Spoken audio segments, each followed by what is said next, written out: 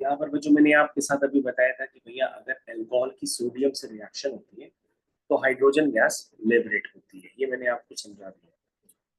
अब देखो बच्चों यहाँ पर कुछ और बातें। भाई अल्कोहल सोडियम के साथ तो रिएक्शन देता ही है और हाइड्रोजन गैस लिबरेट करता है, लेकिन यहाँ पे अब आपको दूसरी रिएक्शन देखनी होगी अल्कोहल की। मतलब ये रिएक्शन दोनों डायरेक्शन में चलती है। हम लोग ऐसे कहते हैं कि अल्कोहल से अगर पानी निकाल दो तो एल्कीन बन जाती है, और एल्कीन में पानी डाल दो तो वापस अल्कोहल बन जाता है। तो मेरी बात सुनिएगा, मैं क्या कह रहा हूँ। मैं कह रहा हूँ अल्कोहल्स का अगर डिहाइड्रेशन करते हैं तो एल्कीन बनती है। डिहाइड्रेशन का मतलब उसमें से पानी निकालते हैं। तो जब हम अल्कोहल्स का डिहाइड्रेशन करते हैं तो एल्कीन बनती है, और हाइड्रेशन मतलब उसमें वाटर का एडिशन करना, और एल्कीन में वाटर ऐड करेंगे तो वापस अल्कोहल बन जाता है। तो बच्चों ये दोनों रिएक्शंस आगे पीछे होती रहती है। अभी जरूरत के अनुसार हमने वो रिएक्शन लिखी है जो हमको अभी नीड है। अभी हम एल्कीन्स की प्रॉपर्टीज नहीं पढ़ रहे, हम तो अल्कोहल्स की प्रॉपर्टी पढ़ रहे हैं कि भैया अल्कोहल कौन कौन सी रिएक्शन देगा। तो तुमने कहा ठीक है सर, ये रिएक्शन हम आपकी समझ गए, और जो बात आप बता रहे हैं वो भी हम समझ गए, और इसमें जो सबसे इम्पोर्टेंट बात है बच्चों वो अभी तक हमने नहीं बताई और उस पर क्वेश्चंस बनते हैं। तो सोच के देखिए वो सबसे इम्पोर्टेंट बात क्या होगी जो मैंने अभी तक नहीं बताई।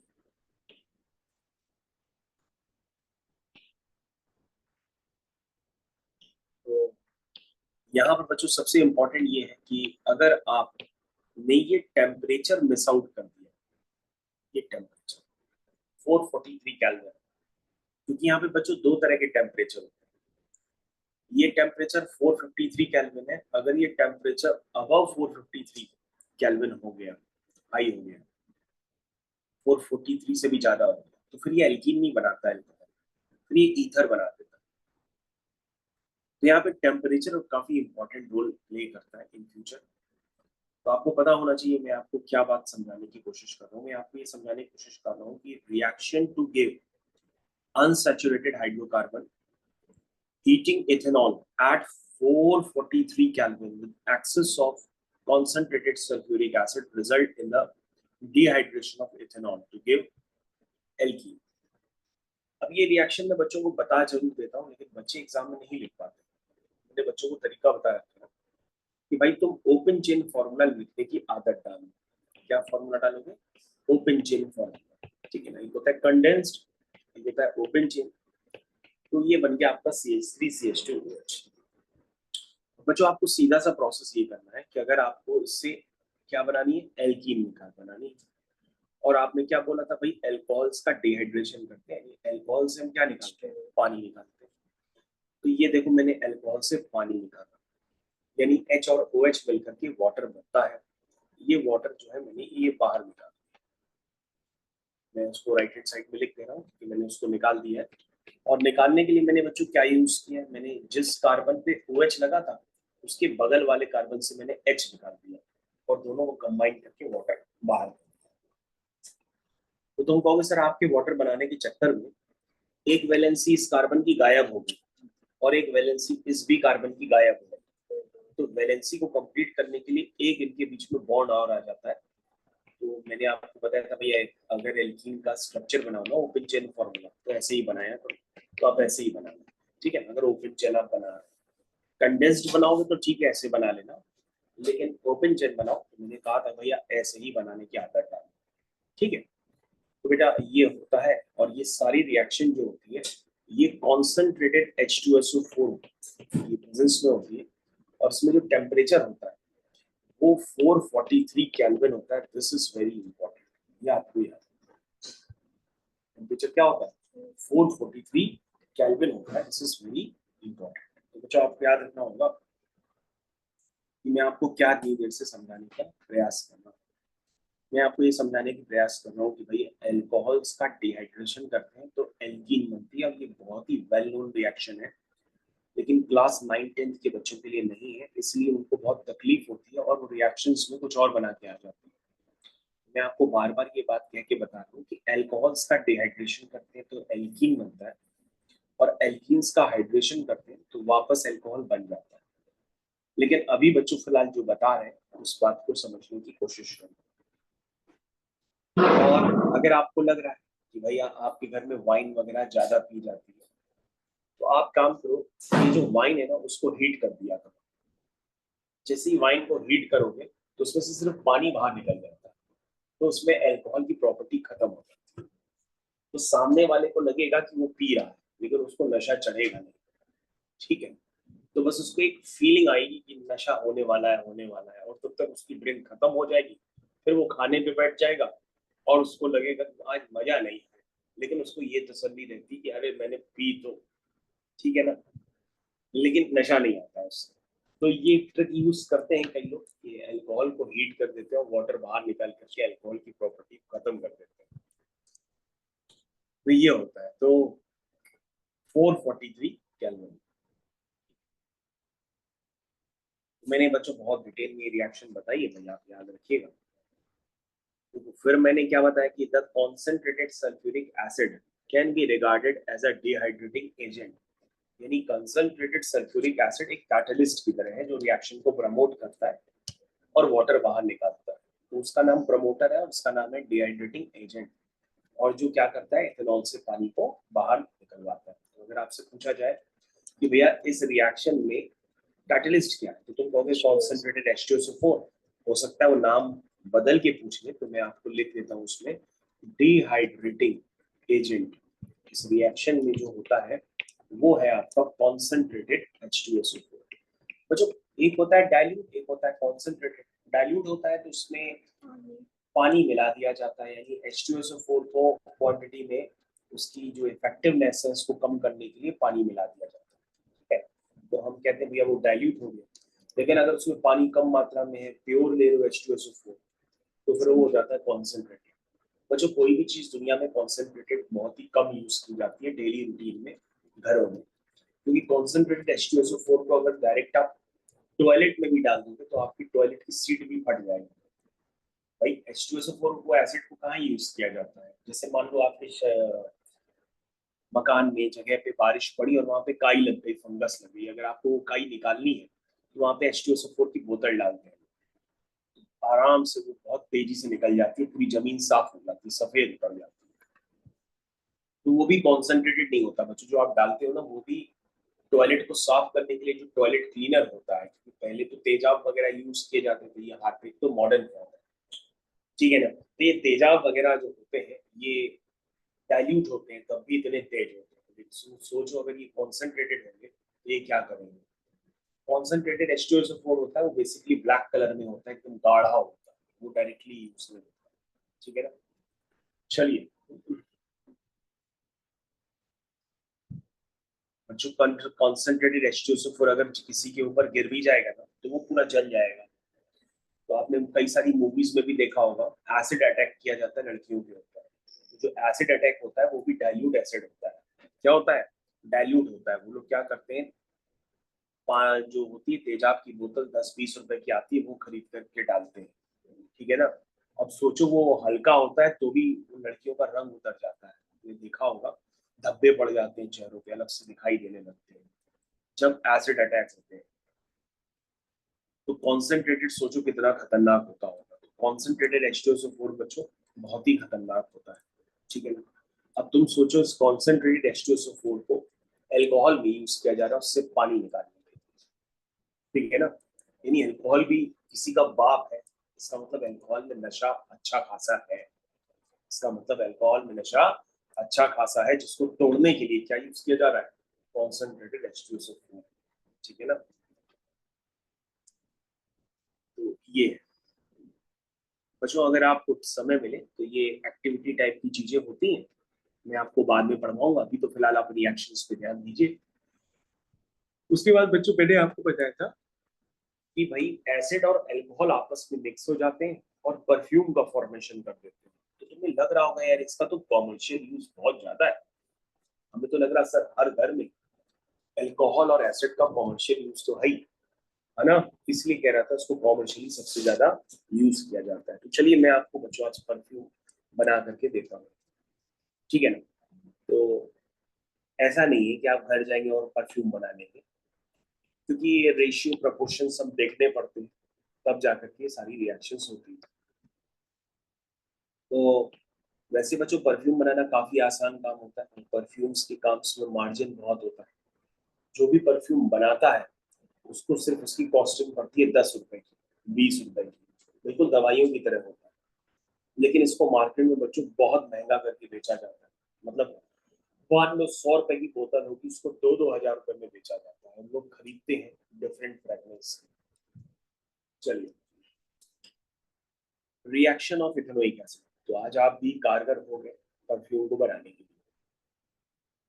तो बच्चों ये मैंने बताया भाई CH3COOH लिखो, लिख लिया।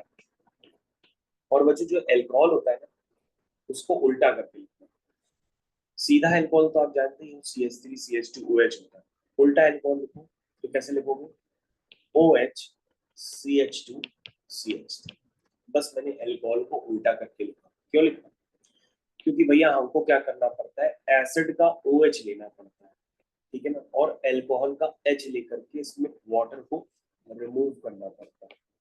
और याद रखिएगा, कभी भी आप एसिड का OH ले लो, एल्कोहल का H ले लो, इसको रिमूव करने पर जो कंपाउंड बनेगा उसको पूरी तरह से लिख लीजिए, यानी कि CH3Cu। और ये वाला जो बच्चों बॉन्ड है, ध्यान से देखिएगा, ये वाला जो बॉन्ड है ना बच्चों, ये डायरेक्टली इस ऑक्सीजन से अटैच हो जाता है। तो CH3CO फिर हो जाता है OCH2CH3। तुम कहोगे सर आपने बताया था कि सर ये वाला जो ग्रुप होता है, जब दो कार्बन के बीच में इस तरह से कोई एक ग्रुप आ जाता है, तो सर आपने बताया था इसका नाम होता है कीटोन। और इसको IUPAC में यूज करते हैं ओन की तरह, मतलब लास्ट में उसके लिए सफिक्स में ओन लगाते हैं। लेकिन सर ये तो कीटोन का भी बात है, क्योंकि यहाँ पे CO भी लगा है, O भी लगा है। तो बच्चों इस टाइप का फंक्शनल ग्रुप आपको कभी भी नजर आए तो उसका नाम होता है वैसे ईस्टर। क्या नाम होता है? ईस्टर। तो बच्चों आपने पहली बार देखा है, तो मैं इसको हाईलाइटर चलाता हूँ। ये जो मैंने अभी बच्चों आपको दिया है, इसका नाम है Easter. This is called Easter. इसके बाद बच्चों आप आगे पीछे कुछ भी लगा सकते हैं। तो मैंने यहाँ पे कार्बन ही लगाए, बेसिकली कार्बन ज्यादा लगाए जाते हैं। तो ये जो ग्रुप है ये ईस्टर कहलाता है। यहाँ बच्चों ऐसे बॉन्ड छोड़ दिया करो। बॉन्ड छोड़ने का मतलब यहाँ फ्री वैलेंसी है, और फ्री वैलेंसी में कुछ भी आप लगा सकते हैं, लेकिन लगाते कार्बन ही है, ये आप याद रखिए। तो यहाँ पर बच्चों इसका नाम क्या है? ईस्टर। क्या है? ईस्टर। ईस्टर बेसिकली क्या होता है? ये परफ्यूम्स होती है। क्या होती है? परफ्यूम्स होती है, या इनकी स्मेल होती है स्वीटी स्मेल, फ्रूटी स्मेल, या परफ्यूम्स या फ्रेग्रेंस के लिए इनको यूज किया जाता है। उसको हम लोग कहते हैं स्वीटी। क्या कहते हैं? स्वीटी स्मेल। इसके लिए लिखेंगे और फ्रूटी स्मेल ये, या इसको आप कह सकते हैं परफ्यूम्स, या इसको आप कह सकते हैं फ्रेग्रेंस। डिफरेंट तरह की फ्रेग्रेंस होती है ना। जब आप मॉल वगैरह में जाते हैं तो वो आपको टेस्ट कराती है ना फ्रेग्रेंस। जैसे आपने कहा ये वाली सेंट निकाली, ये ज्यादा पसंद है, तो आपको 4-5 वो लड़कियां निकाल करके क्या करती है, उसके पास एक सैंपल वाली बोतल होती है, उसमें डिप करती है एक कागज को। कागज को डिप करके आपको देती है, कहती है सूंघो। तो आप लगातार वो डिफरेंट तरह की फ्रेग्रेंस आपको टेस्ट करवाती है ना। उसके बाद ही आप एक करके 2-3 एक बोतल लेते हो, फिर वो बता देती है सर ऑफर है, अगर आप 2 लेंगे तो 2 के साथ एक फ्री मिल जाएगी। फिर इस ऑफर के चक्कर में तुम तीनों ले लेते हो और 2,500-3,000 रुपए उसको दे के चले आते हो, लेकिन उसकी एक्चुअल कॉस्ट बहुत कम होती है। ठीक है, तो इसका नाम हो गया sweety smell, fruity smell, perfumes, fragrance. ठीक है, तो बच्चों आप टीवी में सबसे ज्यादा आने वाली एड सोच के बताओ कौन सी होती है परफ्यूम्स? एक तो शाहरुख खान 24 घंटे ऐड करता है, डेड में, ठीक है ना। दूसरी एक और है हीरोइन, उसका नाम मेरे को याद नहीं आ रहा, वो भी 24 घंटे, विनेसा, विनेसा ऐसे करके वो ऐड करती है। उसका नाम करीना कपूर है, और वो अभी ऐड करती है लगातार इस परफ्यूम में। तो ये सोचो बड़े बड़े ब्रांड्स जो एक छोटी सी परफ्यूम के लिए कितना ऐड कर रहे हैं, यानी ये परफ्यूम्स जो है कितना ज्यादा मार्जिन रखती होंगी। चलो, रिएक्शन ऑफ इथेनोइक एसिड। तो अभी आपने देखा भैया, एसिड की अल्कोहल से अगर रिएक्शन होती है ईस्टर बनता है। लेकिन ये रिएक्शन जब होती है तो उसके लिए कैटलिस्ट यूज किया जाता है, वो होता है एसिड। ज्यादातर ये एसिड H2SO4 ही होता है, उसको हम यूज करते हैं। और अगर आप पूरा पढ़ना चाहें तो भाई पूरा भी आप पढ़ सकते हैं, आपको अब ज्यादा समझ में आएगा। रिएक्शन ऑफ इथेनोइक एसिड, इसको बेसिकली हम लोग कहते हैं ईस्टरिफिकेशन रिएक्शन। क्या कहते हैं? ईस्टरिफिकेशन रिएक्शन। ठीक है, चलिए पढ़ना स्टार्ट करते हैं। चलिए क्या लिखा है? Esters are mostly commonly formed by the reaction of acid and an alcohol. Ethanoic acid react with absolute ethanol in presence of an acid catalyst to give a ester. वही लिखा है ना? फिर क्या लिखा है? Esters are sweety smell substance. These are used in making of perfumes and flavoring agents. Esters react in presence of an acid or a base to give back the alcohol and carboxylic acid. कह रहा बच्चों ये reaction क्या होती है? Reversible भी होती है। कह रहा अगर तुमने इसको हीट कर दिया, इसको तुमने अगर क्या कर दिया, हीट कर दिया, तो ये वापस क्या बना देता है? ये प्रोडक्ट वापस भी बना सकता है। चलिए भाई आगे देखिए क्या लिखा हुआ है। इसमें लिखा है this reaction is known as saponification because it is used in the preparation of soaps also. कह रहा साबुन को बनाने के लिए भी हम लोग यही रिएक्शन यूज करते हैं। क्योंकि बच्चों जो आप साबुन यूज करते हो ना, वो कोई बदबूदार साबुन नहीं होते।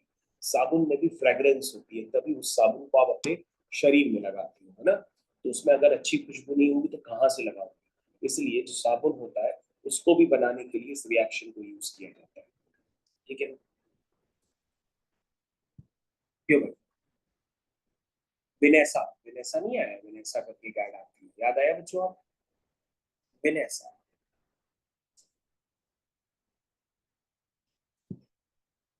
ख्याल से आपको याद आ गया होगा। देखो बच्चों ये क्या कह रहा है कि अगर आपने ईस्टर को, देखो बच्चों रिवर्सिबल रिएक्शन कर दी इसने। ईस्टर की रिएक्शन इसने क्या किया?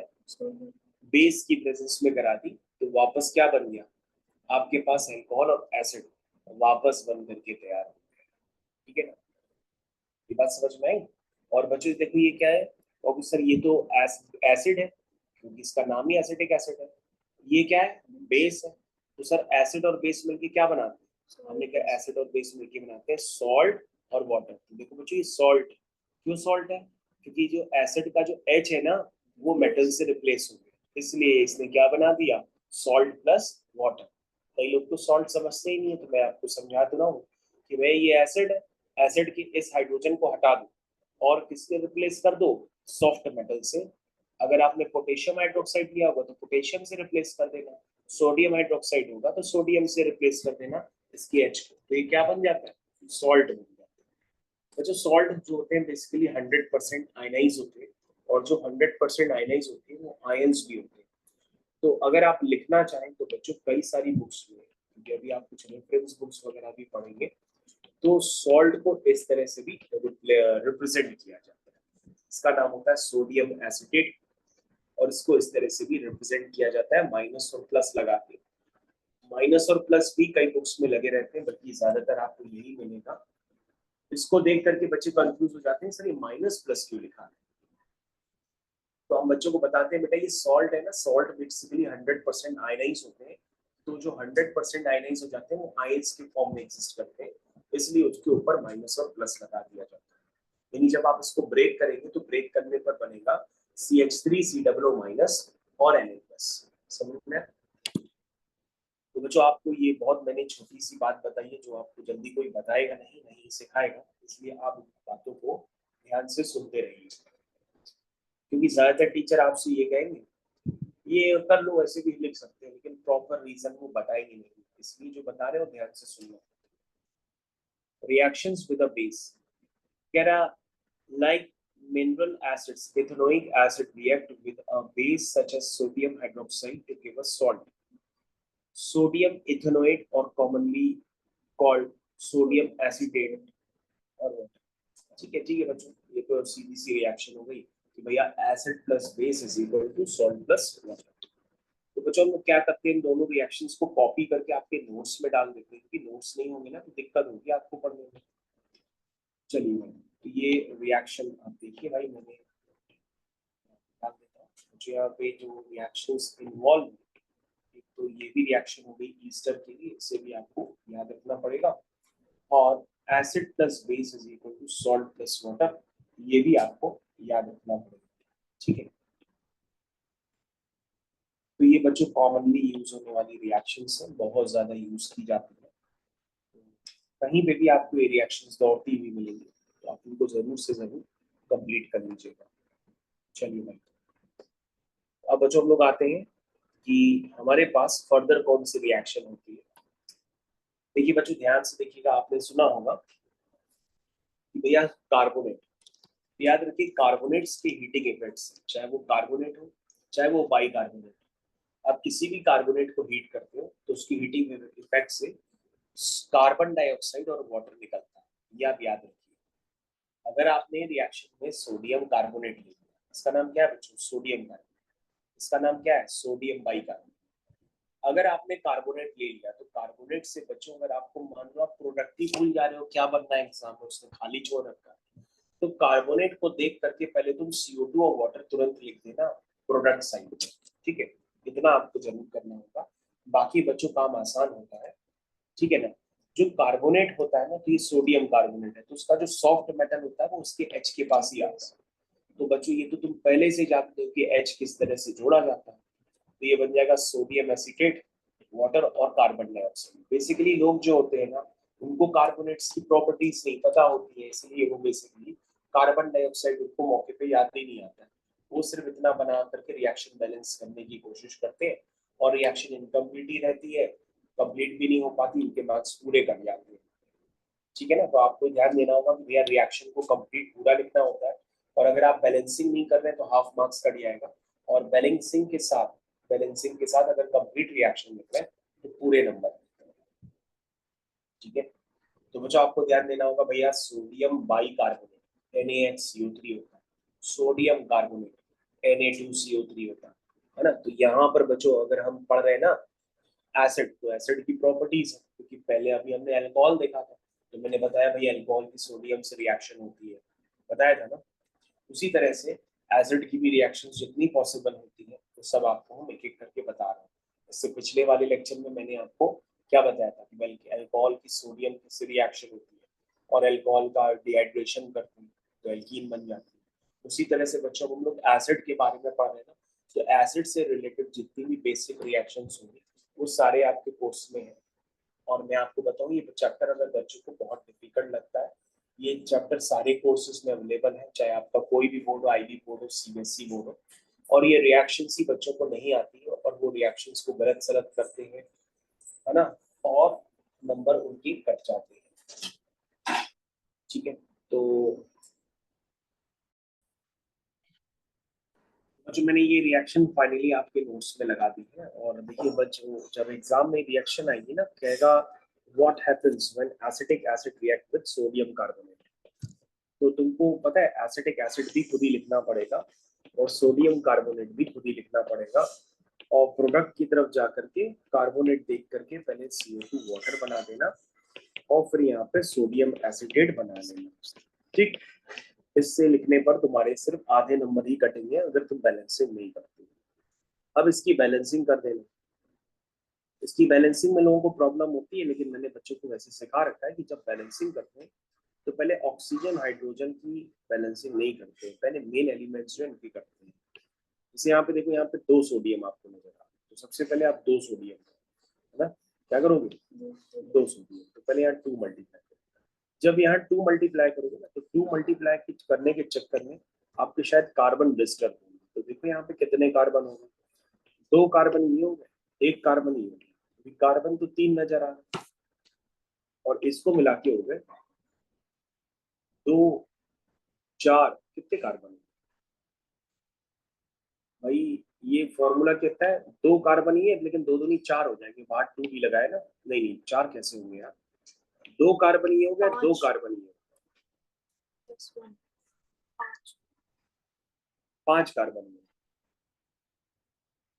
तो यहाँ बच्चों हम फिर क्या करें, यहाँ भी फिर हम 2 मल्टीप्लाई करते हैं डायरेक्टली, इतना सोचना क्या, क्योंकि यहाँ 2 मल्टीप्लाई करेंगे तो यहाँ भी 5 हो जाएंगे।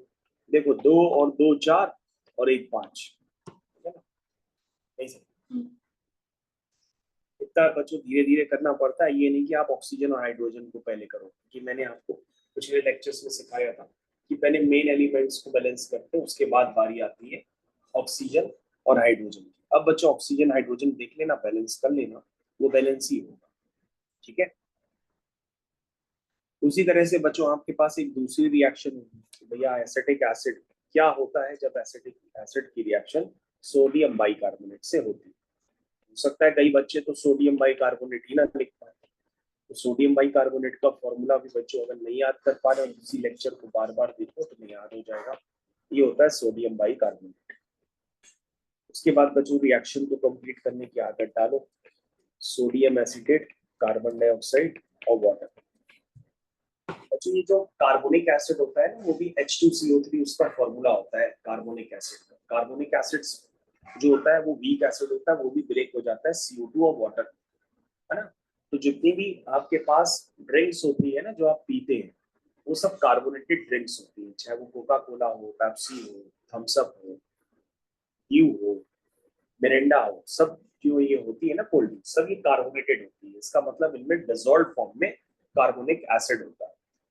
आप इसको देखना चाहें तो बोतल को जब आप तेजी से हिलाएंगे ना, तो आपको वो दिखने भी लगेगी वो गैस, ठीक है ना।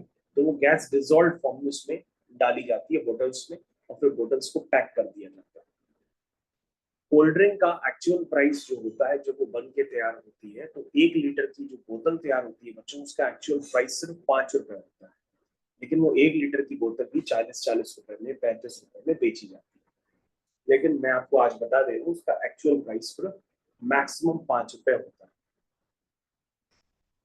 चलिए,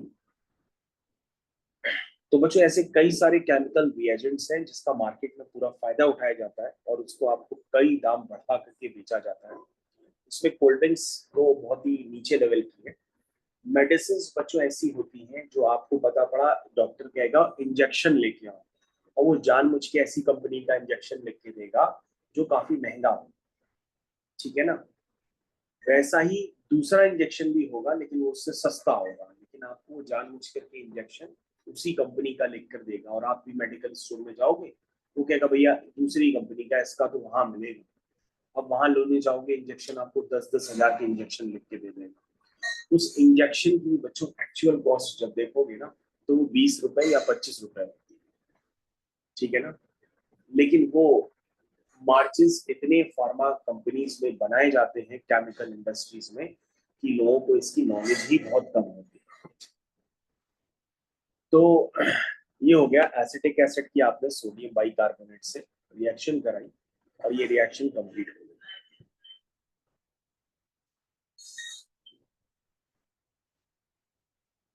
तो ठीक है बच्चों, अभी तक हम लोग यहाँ पर इसको कंप्लीट करते हैं, और अभी तक हम लोग ने जितना पढ़ा उतना काफी है। अब जो भी नेक्स्ट लेक्चर होगा उसमें मैं आपको बताऊंगा कि भैया सोप एंड डिटर्जेंट्स कैसे बनते हैं।